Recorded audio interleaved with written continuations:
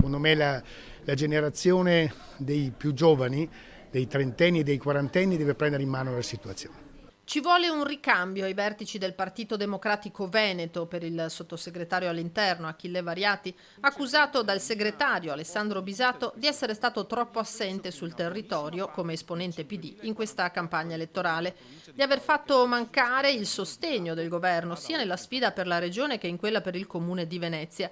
Il nodo per Variati è invece un altro. Queste polemiche non servono a niente. In realtà il problema del Partito Democratico è che da anni, purtroppo da anni, non riesce a stare tra la gente, non riesce a interpretare i bisogni della gente.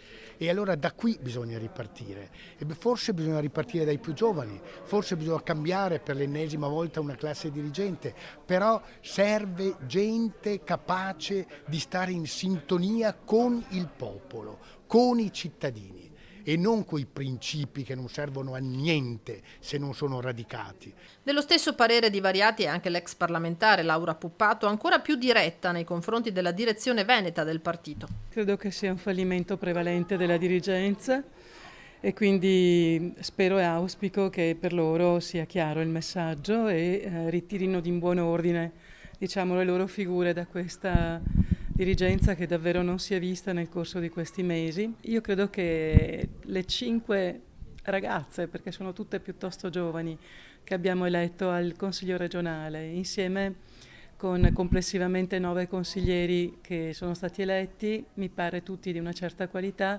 possano essere la possibilità di una rinascita vera per questo partito. In questo Veneto così fondamentale per l'economia e il sociale del Paese possiamo portare avanti iniziative e le proposte del Partito Democratico possano risultare davvero molto utili e molto interessanti per tutti i cittadini e le imprese di questa regione.